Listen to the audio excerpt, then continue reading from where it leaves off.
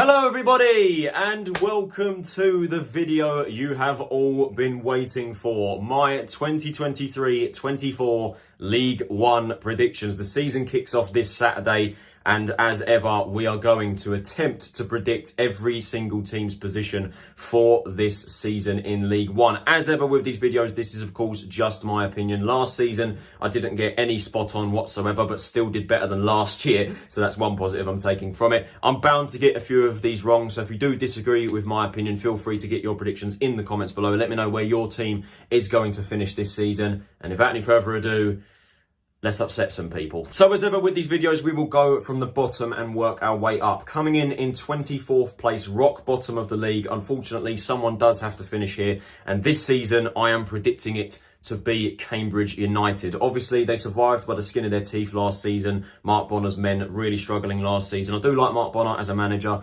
but unfortunately, I just think this team is weaker than last season in certain areas. They've lost a lot of key players this summer. Sam Smith and Joe Ironside in the attack. Harvey Nibbs, a very promising winger, has gone as well. Lloyd Jones at the back, arguably their best player, such an influential defender last season. And Conor McGrandles as well, who had a fantastic impact in the second half of last season on loan from Charlton, is also no longer there. In terms of their signings, they've signed Danny Andrew, which I think is a decent signing, offers a lot of experience at the back and adds to an already very experienced backline with the likes of Ryan Bennett and Michael Morrison still there. They've replaced Conor McGrandles with Jordan Cousins, which I think is again a decent signing, offers a lot of experience in the midfield. They've got Paul Digby there as well, who's also a decent player, but as I said, I just think they look weaker in certain areas, particularly in the attack. They've signed Sule Kaikai, who I'm not massively convinced by that, and they've also signed Gazan Ahadme as well, who's unfortunately struggled to find the back of the net consistently or regularly enough at this level with the many clubs he's been at, and I don't think either he, Fajiria Kenabiri or Saiku Jenna will be able to replicate the goals that Sam Smith and Joe Ironside have left with, basically. So yeah, I think it's going to be another strugglesome season for Cambridge, and I am predicting them to go down and finish rock bottom. In 23rd, I have gone with Cheltenham Town. Now this one I did contemplate over quite a lot. I didn't really know where to predict Cheltenham. You probably know the reason why. The loss of Alfie May. When you take a player that influential and that key of a player out of a side like Cheltenham, I struggle to see them coping. I mean, ultimately, Alfie May scored 20 of the 45 goals they scored last season, and I think all of them were from open play. So it's not just the goals they're going to miss, it's also the creativity, the work ethic, and the influence on the pitch. I mean, Cheltenham were not a prolific team last season, even with Alfie May in the side, and now you take him out of that, I struggle to see them coping. I mean, they've got Aidan Keano, who was very good in the second half of last season, and they've also signed Rob Street, who did fairly well at Shrewsbury. But I question whether they are ready to, live up to the pressure, step up, and score the goals that Alfie May left behind. In terms of their other signings, Curtis Davies, I think, is a solid pickup. Obviously offers an ultimate amount of experience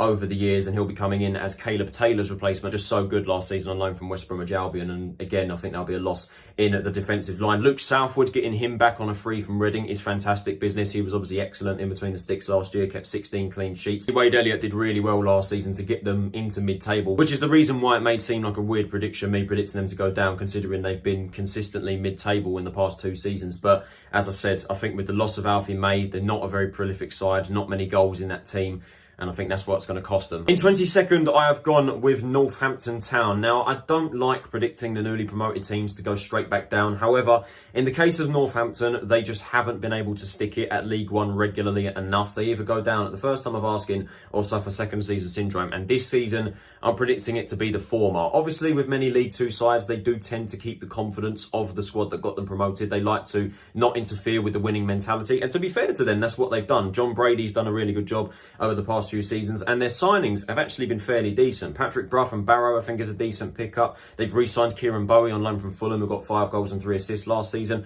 Manny Momph did well at Tranmere, who offer something in the defensive line. They've signed Tyree Simpson on loan from Huddersfield, which I think is another option to add to the attacking line. And most recently, Mark Leonard on loan from Brighton, who is a very sought-after player. And again, I'm excited to see what he can do in the middle of the park. In terms of the players that are still there, Sam Hoskins is going to be massive for them this season. 22 goals and 7 assists, I think it was, last season in League Two. A big player for them to still have hold of. And they've also got Apure as well, who got 9 goals last season. They've also got the likes of Danny Hilton and Mitch Pinnock, who are very experienced, that could do a job if required. Ali Koike as well at left back is a player I rate. Despite all of that, though, I think that they lack that extra quality to survive. So many teams have done well this summer and have strengthened their teams. And I think it's a case of really Northampton coming up and not having enough quality and being weaker. And then in 21st place, occupying the final relegation spot, I did toss and turve over this between multiple different teams. It was really tough to predict. But in the end, I have gone with Port Vale. Now that again may seem like quite a controversial prediction. They've basically had a complete rebuild. I'm not massively convinced on Crosby as the manager just yet, but to be fair to them, in terms of their signings, they have actually done fairly well. Connor Ripley is a solid signing in between the sticks, obviously proved himself as one of the best goalkeepers in the league last year with Morecambe, and I think Port Vale will feel quite relaxed that, I mean, Ripley will be busy this season, but they will feel quite relaxed that they have got a reliable goalkeeper in between the sticks. Connor Grant is an excellent signing from Plymouth. Ethan Chislett, I think, is an underrated signing, coming in from AFC Wimbledon. 9 goals and 5 assists, I think it was, last season from midfield. They've obviously got Ellis Harrison up top, who is a very reliable goal scorer at League One level, but that's it really. And I think that is what's going to let them down. They don't have another regular goal scorer to go alongside Harrison. As I said, their signings have been fairly decent. You know, they've added some experience in Jason Lowe and Jason Luteweiler. Tom Sang from Cardiff could be decent, but I don't know. I just think ultimately there is a lack of goals in that team. It's the revamp of the squad, Andy Crosby as manager, the lack of goals in the team. It's going to be very close. Don't get me wrong. It's going to be very, very close, but I have picked Port Vale to go down. Just surviving relegation then. In 20th place, I have gone with newly promoted Carlisle United. I've seen a lot of people predict Carlisle to go down, but me personally, I think they're going to survive the drop, but only just. Paul Simpson has done an excellent job since coming into the club, and their transfer recruitment has really inspired me. You know, they've managed to bring back some players that did really well last season on loan. Jack Robinson and Alfie McCalmont coming in on permanent transfers from Middlesbrough and Leeds respectively. They've also re-signed Finley back on loan from Nottingham Forest, who again is a very familiar player to the club. Have lost their leading marksman Christian Dennis, who scored 22 goals last season in all competitions, and obviously Morgan Feeney as well at the back. That is a massive, massive hole to fill. They've replaced Feeney with the signings of Ben Barkley from Stockport and Sam Lavelle from Charlton. As a Charlton fan, if you can keep Lavelle fit, I think Carlisle have got a very solid League One defender on their hands. And in terms of the attack, you know, they had the likes of Joe Garner and Ryan Edmondson. Garner offers a lot of experience but isn't getting any younger, and Ryan Edmondson got 6 goals last season. I question as to whether he can make the step up to League One level. I thought that, you know, they really need to strengthen in the attacking line if they wanted to stand any chance of survival. And to be fair to them, most recently, they've definitely done that with the signings of Dan Butterworth and Sean Maguire. Dan Butterworth got 6 goals, I think it was, last season with Port Vale, so again offers some more attacking firepower. And then Sean Maguire, if they can keep him fit, that could prove to be a very exciting signing. Owen Moxon, I think, is going to be a really exciting player to watch next season. 6 goals and 17 assists at League 2 level. Going to be a really exciting midfielder to watch at League 1 level. And yeah, they've done well over the summer. They've kept most of the squad intact. And me personally, it's going to be very, very close. But I think Carlisle are going to do it. They're just about going to survive. In 19th place, I've gone with Exeter City. Now, that is obviously quite a drop-off from last season. They were the best performing newly promoted side last year, finishing 14th, and played a really attractive style of football. They were definitely one of the more impressive teams I saw play Charlton this season. But what's done it for me, why I think they're going to struggle this year, is they have been absolutely raided this summer. A lot of the core of that team is now no longer there. Giovanni Brown's gone. Jay Stansfield, they're not going to get back on loan from Fulham, so that's already 2 massive players that scored a lot of goals last season gone. Archie Collins in midfield, Josh Key at wing-back, Jack Sparks also at wing-back, Jamal Blackman in goal. A lot of the core is gone from last season, and they could be set to lose a few more. Their leading marksman Sam Nombe and Dimitri Mitchell are also attracting interest at the moment. If they were to lose Nombe as well, who, like I said, is attracting a lot of interest at the moment, that is a hell of a lot of goals taken out of that team. They've obviously used the Premier League loan market fairly well. Dion Rankin and Ryan Trevitt coming in on loan from Chelsea and Brentford respectively. Jack Aitchison, I think, will score a couple of goals for them, but I don't think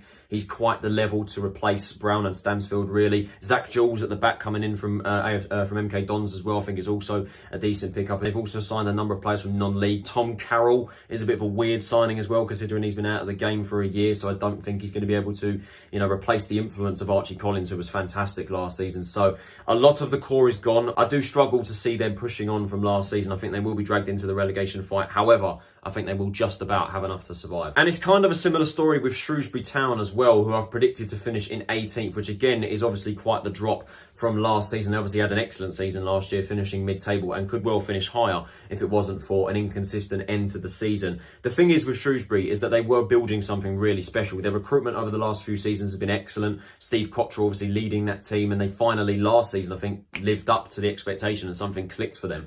Unfortunately now, that project just seems to be absolutely trampled over. Steve Cottrell no longer at the club. He's gone amid ownership trouble. They've replaced him with the former Walsall manager, Matt Taylor, which ultimately is an uninspiring and underwhelming appointment compared to what they just had. In terms of their transfer window, Matthew Pennington and Luke Leahy at the back leaving the club are two massive losses, particularly Leahy, their club captain and the leading marksman in terms of their numbers last season for goals and assists, handing in a transfer request as well. In terms of their summer recruitment, it's been different to say the least from what it was. Morgan Feeney, I think, is a solid signing, replacing Matthew Pennington, a very aerially dominant defender and a solid player at the back. And Shrewsbury do have some decent League One talent. You know, Marco Morosi, solid goalkeeper at this level. Che Dunkley was brilliant last year. Tom Bayliss and Jordan Shipley, also brilliant in the middle of the park. And in terms of up front, if Daniel Urdo can get back to match sharpness following his ACL injury last year, we know that he can score goals. But ultimately, as I said, I think the project that they were building has just been derailed. I think despite all of that, I think they will just survive. I think they have got enough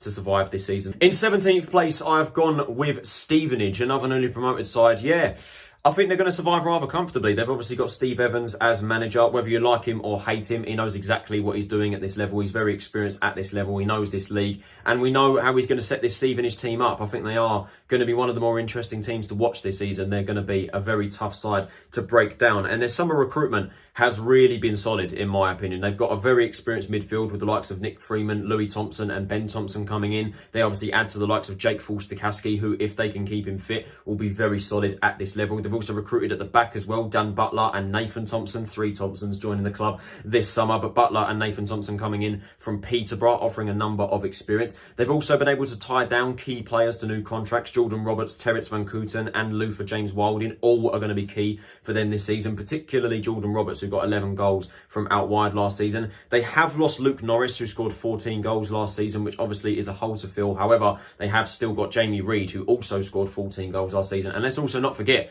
Carl Pergiani, 7 goals from centre-back last season. Very influential defender in both boxes. And yeah, for me, Stevenage are building something, and I think they are going to survive fairly comfortably. And then in 16th place, we come to Wigan Athletic, who of course begin the season on -8 points. Wigan were definitely the most difficult team to predict this season, and I've seen so many different predictions from many other people's predictions. Some people predicted them to finish well clear of relegation and be mid-table or even challenge higher than that. Some people think they're only just going to survive the drop, and some people actually think they're not going to survive the drop at all. They're not going to make up the -8 points, and they're going to go down. With me, as you can see with this prediction, I've gone smack in the middle in between all of that, and I've predicted them to finish 16th. The thing with Wigan is they have lost a number of key players over the summer. You know, the likes of Will Keane, massive loss up front, Max Power. Recently, Jack Watmow and Jamie McGrath, both forcing their way out of the club through contract termination due to the ownership situation they suffered. Jack Watmow is going to be a massive hole to fill. Don't know about McGrath, to be honest with you. But that's what's done it for me, really. Despite them getting out of their ownership situation, you know, obviously the previous ownership now gone, they've got a new one in now.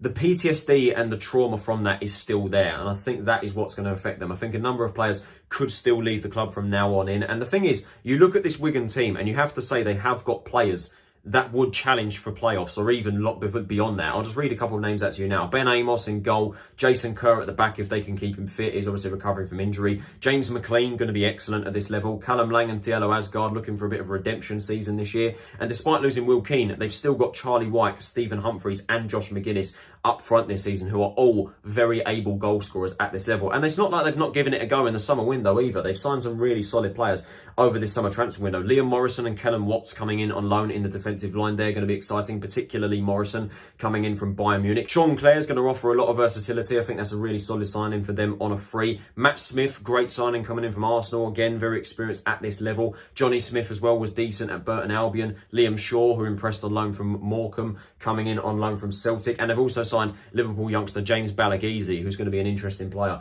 to watch this season as well. So it's not like Wigan have given it a go. Sean Maloney as manager as well. Obviously, a lot of Wigan fans are going to be getting behind him. The thing is with Wigan, I think they'll just be happy to survive in the league this season. I think they'll just be looking to stay up, and then obviously when they're on 0 points for next season, hopefully anyway, then they can push up the table and they can start to fight. And that is what I'm predicting them to do. I think they will be well clear of relegation. I think the squad is good enough to do that, but no better than 16th. In 15th place, we come to the fourth and final newly promoted team, the League Two champions from last season. It is, of course, Richie Wellens' Leyton Orient. Yeah, I think it's going to be a very solid season for Orient this season. I think, like Stevenage, there's an exciting project there. Richie Wellens obviously has done a fantastic job with Orient. Their summer has come with its challenges, of course, losing Paul Smith and Lawrence Vigouroux. Paul Smith, their leading goal scorer, who they have replaced, to be fair to them, with the signings of Dan Adjei and Joe Pigott. Dan Adjei scoring 6 more goals than Smith last season in League Two from out wide. He can offer something out on the wing and also up front. And then Joe Pigott as well, while has struggled immensely with his previous spells with Portsmouth and Ipswich,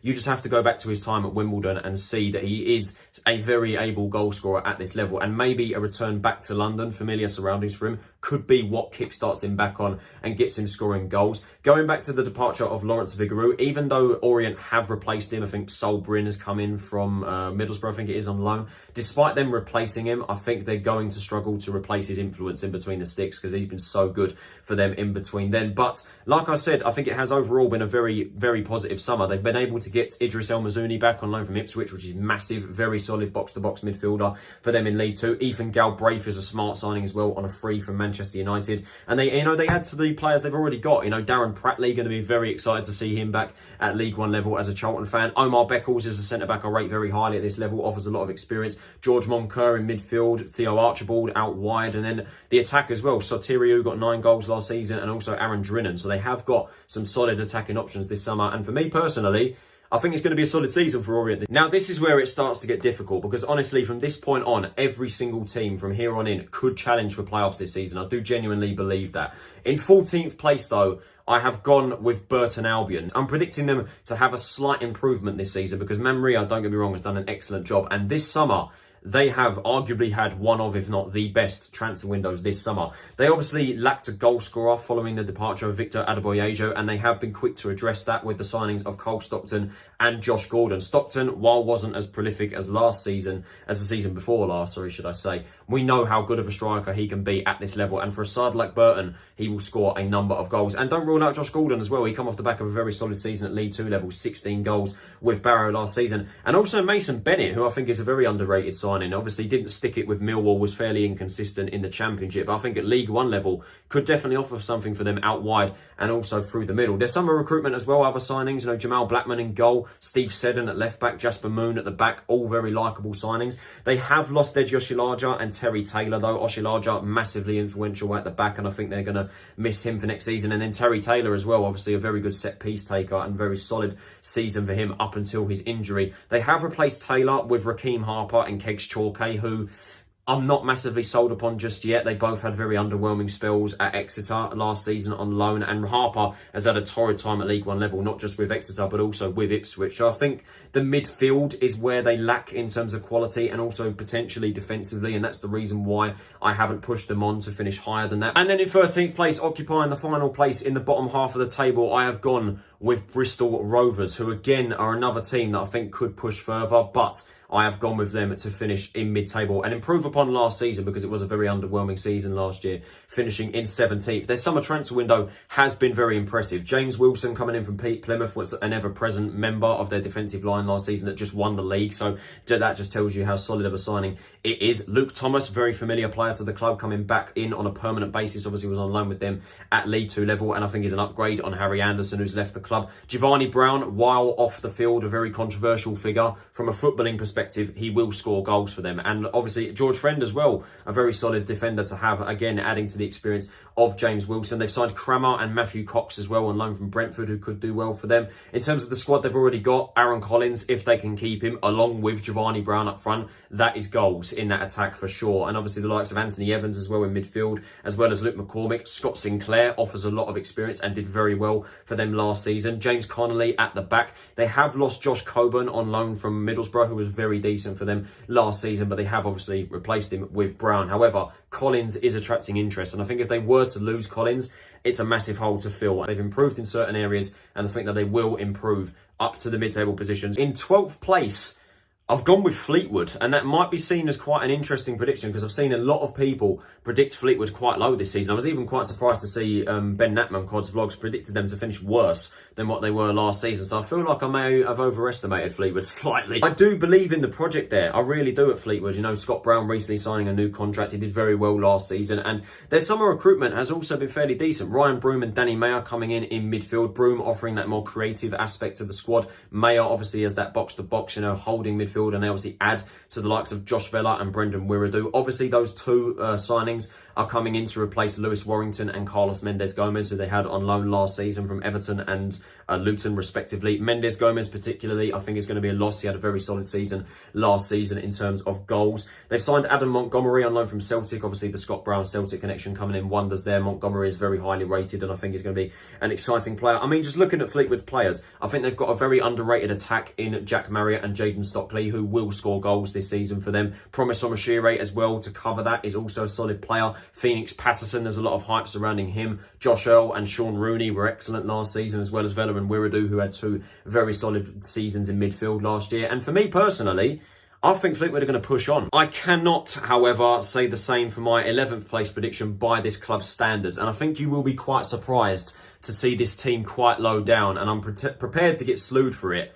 But in 11th, I've gone with Reading. I really do think they're going to struggle this season, and I can't see it getting any better for the club because the club, unfortunately, is in tatters with the ownership situation. Ruben Selles as manager, who, don't get me wrong, is a very exciting appointment. However, he had a dismal time at Southampton and has never managed at EFL level, and he has just inherited a sinking ship. They were under a transfer embargo for most of the summer, which was lifted, and when it was lifted, they were able to sign 4 very solid players, in my opinion. Harvey Nibbs and Sam Smith from Cambridge will offer a lot of attacking creativity and some much-needed goals in that team. Lewis Wing is a fantastic signing, the best of the bunch, in my opinion, offering goals and assists, that creative edge, a nasty long shot as well. Fantastic for Wycombe last season. And Charlie Savage, getting him in on a permanent transfer for Manchester United is also a statement of intent with his development. However, the transfer embargo then got put back on due to issues of HMRC, which just goes to show how difficult of a season this is going to be for Reading. That was the worst thing that could have happened going into this season because they don't have that many senior players. Most of the squad is made up of their academy players. There are some decent players lingering around that squad. Andy Carroll, if he does stay at the club, is obviously going to be a threat at this level, one of the more exciting players to watch. Uwe Ajaria, if he is part of the team. Nesta Guinness-Walker, Andy Yadom, Tom McIntyre and Tom Holmes are still at the club, although I do expect them to move on. Sam Hutchinson as well at the back. There are some decent players, don't get me wrong, in that Reading team. However, I just think with the ongoing situation surrounding the club, the lack of a squad really, and they're not really going to be able to add to it realistically until it's too late, until the very end of the window. Then they've obviously got to panic buy and sign whoever's available. I just can't see it being any better than this. In 10th place, I have gone with the Imps, Lincoln City. Obviously, a very solid season last season under Mark Kennedy, finishing in 11th. They were the draw specialists last season, the most draws in the league, which I think if they can iron that out and turn those draws into wins, they could be on for a decent season this season because they have done very well this summer and have kept the main core of this team. They've not really lost anyone over the summer. Of course, they have lost Regan Paul, which is a massive loss at the back, and also Carl Rushworth in goal, who was just recently signed for Swansea on loan from, I think he's at Brighton. I think he is at Brighton. But yeah, that's going to be a hole to fill in goal. They have replaced Rushworth with Lucas Jensen, who was at Accrington last season, or has been at Accrington at this level, which could be a solid addition. Alistair Smith from Sutton, I think, could be a decent signing in midfield. Rico Hackett-Fairchild, certainly a risk because he's not really done it regularly with the likes of Portsmouth, but I think if they can get the best out of him, it could be a solid signing. Getting Tyler Walker back as well, I think is solid, adding to a more attacking options. Jayden Brown, who's just got promoted with Sheffield Wednesday, and they of course add to the likes of Ben House, who is reported to be signing a new contract with the club. He got 13 goals last season, very solid. Danny Mandroyu as well. Ethan O'Horan, since coming to the club, has been very, very solid in the back. In a holding midfielder, but at the back as well is also where Lincoln are strong. And they've got Powdy O'Connor, Jackson, Lewis Montsma. If they can keep him fit, he's been injury ravaged for the past couple of seasons. If they can keep him fit, he will feel like a new signing because he is very solid at this level. And yeah, for me, I think Lincoln will push on this season. I think they will improve slightly. In 9th place, I have gone with Wycombe Wanderers. Of course, the first season without Gareth Ainsworth, or the first full season, should I say, without Gareth Ainsworth. Matt Bloomfield as manager. I'll be totally honest with you. If it wasn't for their recent transfer activity from the last few weeks, I had Wycombe a lot lower in my estimations. Their first signing of the window was Richard Keogh, I think, going into the first couple of weeks of the transfer window. And while Keogh will offer a lot of experience, it does nothing to bring down the average age of the squad because Wycombe do have a very ageing team. However, Bloomfield has really turned it up in the transfer window recently, and he's got the team that he wants. Cian Breckin, I think, is a very exciting signing for Manchester City. 8 goals and 4 assists at academy level last year. Going to be very excited to see how he fares. Luke Leahy is a great signing coming in from Shrewsbury. Arguably one of, if not the best attacking wing-back in the league, in my opinion. Kane Vincent-Young is also a solid signing coming in from Ipswich Town. Harry Boyes did very well last season on loan at League One level. He comes back to League One level with Wycombe on loan this season. They've also signed players from Premier League clubs. Sharla from Crystal Palace, Dale Taylor on loan from Nottingham Forest, Freddie Potts on loan from West Ham. So they've used the Premier League loan market this summer. And obviously Boyes comes in from Sheffield United. In terms of the team they have, Gareth McCleary is still doing it at his age of 36. He can still score goals and get assists when required. I don't know if Sam Boakes and Brandon Hanlon are enough up front to get them the goals, and I think that is what cost them getting playoffs, in my opinion. They have signed well in certain areas, but I think they lack in others, and that ultimately, in my opinion, is what's going to cost them. In 8th place, just missing out on the playoffs, I have gone with Liam Manning's Oxford United, and obviously that in itself is a massive, massive jump from what was a very disastrous season last year, finishing in 19th place. The thing is with this is that it's such a massive rebuild job at hand, and obviously Oxford should be nowhere near fighting relegation. They should be where I've predicted them to be, and I do expect them to do that. But I just have questions as to whether, because it's 50-50 with this. Either this project really works and they shoot up the table, or it just ends in absolute disaster. Because you look at this team and you look at the summer recruitment they have done. I think they have done very well. Ruben Rodriguez, obviously one of the most exciting signings at this level. The only question is, he's never played above the National League. Is he going to be able to make the step up from the National League to League One level? But he is that attacking firepower that Oxford lacked last season. Then the other signings they've made. Jordan Fornelly, a very, very familiar player to the club, coming in the defensive line. That's a solid signing in my opinion. Josh McEachran, reunited with Liam Manning, of course, from his time at MK Dons, offers some experience in midfield. James Beadle and Finn Stevens coming in from Premier League clubs Brighton and Brentford respectively. Mark Harris offers that more attacking firepower, and he's only getting better with his goal contributions with the more games that he plays. So I think a step down to League One could be fairly decent. And of course, looking at the team they've already got, Cameron Brannigan, how he's still there after all these years of championship interest is ridiculous. Very interesting season for Oxford this season. Me personally, I think they will push up the table. I think they've signed well. They've got a decent core of players, which if they can gel under Liam Manning and they can get used to his system, they could shoot up the table this season. And then just missing out on the playoffs in 7th place, I have gone with Peterborough United. This could be a very interesting prediction for sure. The thing with Peterborough, they've lost a lot of key players coming in from last season. Frankie Kent, Jack Taylor, Joe Ward, Ollie Norburn as well in midfield, and they could be set or expected to lose Johnson Clark-Harris and Ronnie Edwards. How Johnson Clark-Harris is still at the club at this point is ridiculous. I think if they do keep him for the first part of the season, it could be massive, or even if they keep him, it could be massive, but obviously he is up for transfer at the moment. If they were to lose him, they could be in trouble this season, in my opinion. In terms of their recruitment, it's kind of a typical Peterborough recruitment, really, because they sign the players that you don't expect them to be. You know, they're not big name signings, but they do progress them and they do, you know, develop them into solid players. It's going to be interesting to see how Kabongo Semanga does under a full season with the club. Obviously, was on loan with them initially from Chesterfield. I don't think he scored for them, so it's going to be interesting to see how he does. Ryan de Havilland coming in from Barnet, obviously supposed to be a decent box-to-box midfielder, according to Darren Ferguson.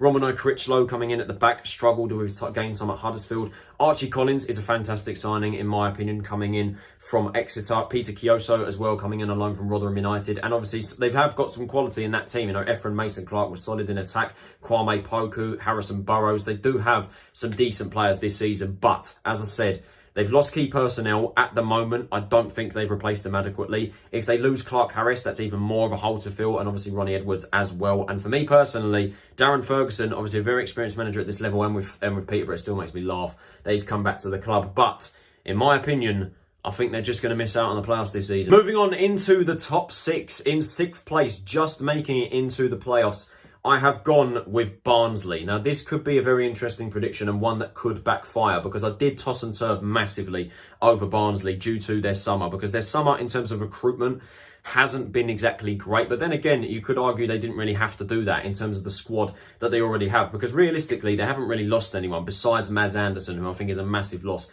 in the defensive line, and also Brad Collins in goal. That's also going to be a loss. But you look at the players they've got. Devante Cole was solid up front last season, scored a lot of goals, as well as James Norwood. Adam Phillips, great in midfield. Luke O'Connell just tied down a new contract recently, a very solid midfielder and promising youngster in midfield. Nicky Cadden as well at left wing back. They've signed Corey O'Keefe, who, while was very, very disappointing with Forest Green Rovers in terms of the season, I think it's a very solid pickup. I think O'Keefe will certainly offer something for them. Max Watters as well, coming in from Cardiff on a permanent transfer. That's an interesting one, considering he's never really been able to fire goals regularly since his time at Crawley Town. And then you look at the other players they've got. Callum Stiles, I fully expect him to be off. Josh Benson as well in midfield, as well as Herbie Kane as well. Barnsley do have a very solid team, but the problem is with this season, the loss of Michael Duff. That is a massive loss in terms of a management perspective, and they have replaced him with Neil Collins, whose only experience in football is the second tier in America. So it's a very underwhelming appointment, and it's whether Collins is going to be able to, integrate a system that these players are going to gel in. That is the main concern with me. But what's done it for me really is Barnsley. They've still got a very solid team at this level, and that is the reason why I have just pipped them over Peterborough to get into the playoffs. In 5th place, I've gone with the 3rd and final newly relegated side, that of course being Blackpool. I think a very interesting season ahead for the Seasiders, of course back under the guidance of Neil Critchley, who knows exactly what he's doing at this level. Obviously had a fantastic season when he was with the club at League One level. A number of players which I felt Blackpool would have benefited from this season have left the club. Of course, the big one being Jerry Yates. Obviously not just at League One level, but also in the Championship. The amount of goals that he has scored, it was obviously going to be very difficult to keep him, and it's also going to be very difficult to replace him. Other players they've lost Jordan Thornley and Curtis Nelson at the back, who I think are very solid League One players at this level. Reece James as well, heading back to Sheffield Wednesday on a permanent transfer, and Keshi Anderson as well. I think Blackpool would have really benefited from him at League One level. In terms of their signings, Albie Morgan, I would hold off judgment of him, to be honest with you, Blackpool fans, coming from my club, Charlton. He was very inconsistent in the past 2 seasons, but I think if he can gel well there, I think he could be a decent player for them. Matthew Pennington, solid addition to the defensive line. Ollie Norburn offers experience in midfield. And of course, Jerry Yates' replacement is Cole Joseph, coming in from Swansea on a permanent transfer as part of that deal. Obviously, Yates going the other way to Swansea. Joseph did well at Oxford last season, 9 goals up front, and I think with time could be a very solid replacement. Jordan Lawrence-Gabriel, Marvin Ekpateta, Kenny Dougal, Owen Dale and CJ Hamilton are going to be really exciting wingers for me. A solid League One unit, and I think with a couple more additions to the squad, they could be challenging for playoffs this season, and that is exactly what I'm predicting them to do. And then in 4th place, we come to my club on the wall right there, Charlton Athletic, which, to be honest with you, it feels very weird predicting us to finish this high, considering the past 2 seasons. And I think it actually is the highest place I've ever predicted Charlton to finish on this channel. I think not even in the 2018-19 season I predicted us to finish this high. But yeah, I think you can tell I'm confident going into this season, or quietly optimistic is how I'm putting it. But I think really this summer, or this season, well, this summer in itself has been very, very solid. Don't get me wrong. It's been one of the best transfer windows we've had over the last few seasons. And I think with this season, with this league being slightly weaker compared to last season, I think it's now or never for us. If we don't get out of this league this season, or at least be competitive, we never will. This summer has been very solid. We've recruited really well. Harry Isted coming in as Joe Walcott's replacement, red hot in form from his time at Barnsley. Lloyd Jones, a very, very solid replacement for Ryan Innes, a very, towering defender, very influential defender for Cambridge last season. Alfie May, need I say more, a very big statement of intent, and that goal scorer that we did need obviously comes in to replace the goals that Jez Raksaki scored, who, let's be honest, we're not going to replace Raksaki. We're never going to get over and replace the influence he had last summer, but we've tried to replace him with the goals of Alfie May. Panush Kamara, if we can keep him fit, another statement of intent. And the same goes really with the other 2 we've signed recently, Tyre Doon and Terry Taylor. it's the injury concerns for our last three signings, but if we can keep them fit, they're going to be very solid for us. Pankamara will be one of the best midfielders in this league in terms of technical ability. Tyre Redoon offers some much needed cover in the left wing back position and is proven at this level from his time at Lincoln. And Terry Taylor is the set piece specialist that we have needed and is that young promising midfielder that we've also needed. And obviously going into this season, we have got some solid players, but there are a number of questions going into this season. Is the new system going to work with this group of players? Obviously, we're most likely going to be playing a back five. Is Mandela Egbo going to stay fit? Obviously, going to be a very key player, in my opinion. And the same applies with Michael Hector. Is he going to be able to stay fit over the course of a full season? If he does, he'll be one of the best centre-backs in this league. Will Scott Fraser and Corey Blackett-Taylor find consistency? Will Charlie Kirk finally come good for us in a system that, let's face it, doesn't suit him? But the thing with this season, Dean Holden, he's done fantastically well since coming into the club. He's signed the players that he wants to. He's been backed by the recruitment team, by the budget that was given to him at the start, and let's face it, by the new owners who have come in and splashed cash on two new signings, Edun and Taylor. We've obviously got Miles Leaburn, if we can keep him fit, going to be a very exciting partnership with Alfie May. Chuck Sanike, if we ever see him again in a Charlton shirt, we know how dangerous he can be, and I am backing us to finish in the top six, to finish fourth. I don't think we've got enough for top two. We still need more signings. We need another striker. We need some more cover in the wing-back positions, in my opinion, potentially in the centre-back department as well. We need to shift a few more players on. But in my opinion, I think it's now or never. And then occupying the final playoff spot in third place, just missing out on automatic promotion, I have gone with Portsmouth. It's very similar for Charlton for Pompey this season in that it is now or never. They need to get out of this league. And this summer, they've really inspired me because they've ironed out the cracks. They've brought in the squad depth and the quality of squad depth that they've badly needed. Just naming a few of the players they've been able to bring in. Will Norris, solid goalkeeper. Anthony Scully and Regan Paul are the two best of the bunch in terms of those signings. Anthony Scully, very solid winger at this level from his time at Lincoln. And of course, Regan Paul knows Scully well from his time at Lincoln and is a very solid player to have in the defensive line. They've also added to the attacking line as well. Of course, last season they had Colby Bishop, who was one of the best strikers at this level, scored 20 plus goals last season. No one really came close to him last season in terms of goals, and they've managed to bring in some more depth with the signings of Christian Sadie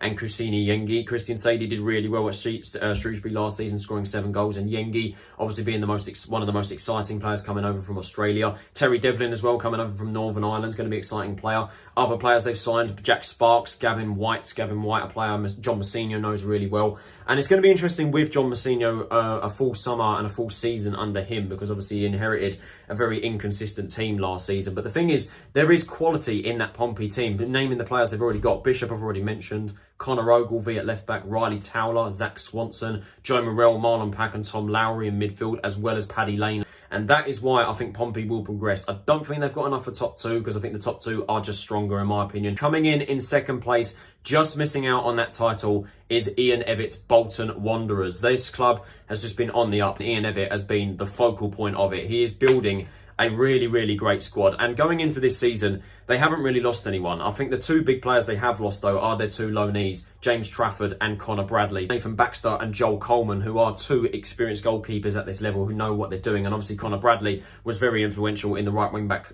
position last season from Liverpool. They have obviously replaced him as well with Josh Stakers-Cogley, who did well at Tranmere at League 2 level. And that's the thing with Bolton. They've signed depth to the team, they're ironing out the cracks, and they've got themselves a very solid unit. You know, the other players they've signed, Dan Ndulu, who wasn't as impressive in the second half of last season, but is still a decent option to have nonetheless. Will Forrester, solid signing coming in from Port Vale. Carlos Mendes Gomez shows that they're not messing around, coming in midfield with the goals and the goal contributions he got from Fleetwood last season. Very solid at this level, and they're going to definitely reap the benefits from having him. And then just naming some of the players they've got already: Dion Charles, John Deli Bodvarsson, Victor Adeboyejo. That attacking line, and with Dan Ndulu adding to that, that is a very solid attacking line. Josh Sheehan in midfield, along with Aaron Morley, Randell Williams, Kieran Sadlier, Ricardo Santos, in my opinion, the best centre-back at this level. Bolton are building a really, really great squad. They're so organised, they play as a unit, they score goals, and I'm predicting them to do the same again this season, just going that one step better